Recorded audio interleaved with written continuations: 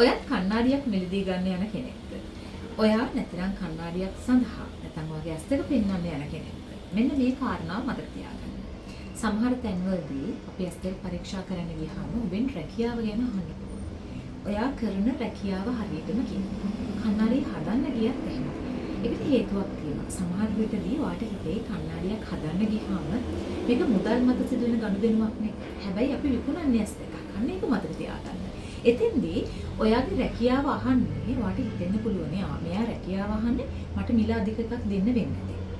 ඒ නිසා මගේ රැකියාව කියන්නේ හොඳ නැහැ. එහෙම දෙයක් නැහැ.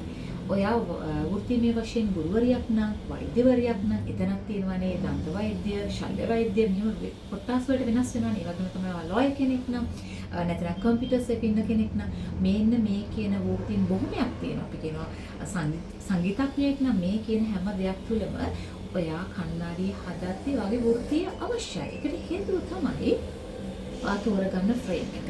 ඔයා තෝරගන්න ලෙන්ස් ටයිප් එක. ලෙන්ස් වර්ගය. ඔයාට අවශ්‍ය ප්‍රමාණයට අවශ්‍ය දුර ප්‍රමාණයට ළඟ ප්‍රමාණයට මේ දේවල් මෙෂර්මන්ට්ස් ගන්නකොට වෙනස් වෙනවා. ඒ නිසා අනිවාර්යයෙන්ම ඔයාගේ වෘත්තීය ඇහුවත් නැතත් පොඩ්ඩක් හරි කියන්න මතක තියාගන්න. සාමාන්‍යයෙන් වෘත්තීය අහනවා. ඒ අහන්නේ වගේ වැඩිපුර මේ අපි කියන්නේ වැඩි මුදලක් අය කරලා හොඳ ලොකු කණ්ණාඩියක් දෙන්න නෙමෙයි. ඔයාට ගැළපෙන, ඔයාගේ වෘත්තියට ගැළපෙන අවශ්‍යම දේ දෙන්න.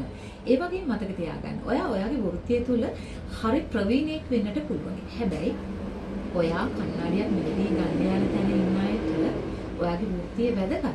ඔයාගේ වෘත්තිය ප්‍රවීණත්වයට වැදගත්. හැබැයි ඒ අය ඒ ශාස්ත්‍රය තුල හරිම ප්‍රවීණයි. ඒ නිසා ඒ අයට අවශ්‍ය වෙන තොරතුරු ලබා දෙන්න තරම් ඔයා නිහතමානී චරිතයක් වෙයි කියලා මම විශ්වාස කරනවා. එහෙම වුණොත් තමයි ඔයා වියදම් කරන මුදලට, ඔයාගේ රැකියාවේ තනතුරට, ඔයාගේ වැඩ කරන ශාස්ත්‍රයට සහ ඔයාගේ දිනපතා වැඩ කටයුතු කරන දේවල් වලට පහසු වෙන කණ්ණාඩියක් හදාගන්න පුළුවන් වෙන්නේ.